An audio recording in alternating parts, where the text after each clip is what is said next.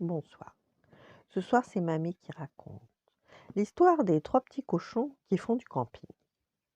Nif, Paf et Boum, trois petits cochons, ont envie d'aventure. Et si on partait camper lance Nif. Ouais, c'est une idée fabuleuse, répond Boum. Paf prépare la tente, les sacs de couchage et le sac de provisions.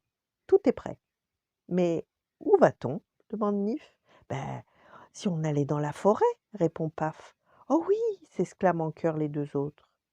Après 2 heures de marche, ce qui est beaucoup pour trois petits cochons bien gras, ils trouvent une clairière au milieu des sapins. Le lieu semble idéal pour passer la nuit. Ils montent donc la tente, installent leur matériel et s'assoient pour regarder le coucher du soleil. Le spectacle est si beau qu'ils se laissent aller à manger la moitié de leurs provisions. Une fois la nuit tombée, ils ne sont plus très rassurés. Alors vite, ils se précipitent dans la tente pour être en sécurité. Mais soudain, vous avez entendu murmure Nif. C'est comme si quelqu'un marchait, ajoute Paf, la voix tremblante. Vous vous souvenez de l'histoire des trois petits cochons et du loup? Eh bien, notre tente, elle est encore moins solide que la maison de paille. J'ai peur. Moi aussi, j'ai peur. On devrait s'en aller, propose Nif. Boum sort de son sac de couchage. Mais enfin, il n'y a pas de loup dans cette forêt, vous le savez bien. Par contre, à mon avis, nous avons de la visite.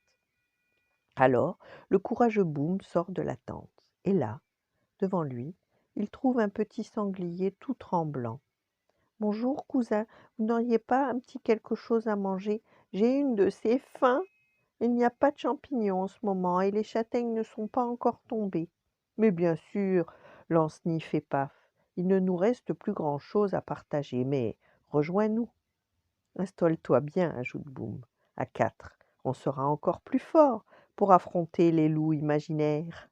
Voilà. Bonne nuit, faites de beaux rêves et à demain.